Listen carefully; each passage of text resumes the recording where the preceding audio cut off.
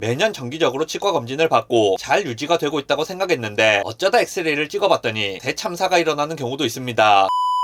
빅튜브입니다. 오늘은 인전면 누식에 대해 말씀을 드릴 텐데 용어 자체가 생소하신 분들이 많을 겁니다. 충치는 음식이 있고 그걸 세균이 분해하면서 생기게 되기 때문에 음식이 남아있기 좋은 환경에서 잘 생기게 됩니다. 보통은 치아에 씹는 면에 충치가 잘 생기지만 씹는 면이 아니더라도 음식이 잘 남아있는 부분은 어디든 충치가 잘 생길 수 있는 겁니다. 치아의 인전면이라는 곳은 치아 사이를 말하는 겁니다. 이런 곳을 말하는 거죠. 치아 사이에 음식이 껴서 안 빠지고 남아있게 되면 충치가 생길 수 있는 겁니다. 그러니까 음식이 치아 사이에 끼거나 해서 치아 사이에 충치가 생기게 되면 그걸 인전면 노식증이라고 부르는 겁니다. 인전면 노식증에는 몇 가지 특징이 있는데 특징들이 하나같이 별로 좋지 않습니다. 먼저 엑스레이 촬영이 없이는 확진을 하기가 어렵다는 특징이 있습니다. 숙련된 치과의사라고 해도 엑스레이를 찍어보기 전까지는 확진을 하는 것이 어렵습니다. 심지어 초기인 경우에는 엑스레이에도 잘 안 보이는 경우가 있습니다. 우리가 공단 검진이라든지 직장인 검진이라든지 영유아 검진이라든지 이런 종류의 치과 검진을 받고서 특별한 문제가 없다고 해서 안심하는 경우가 있습니다. 그런데 이런 검진들에는 엑스레이 촬영이 포함되어 있지 않습니다.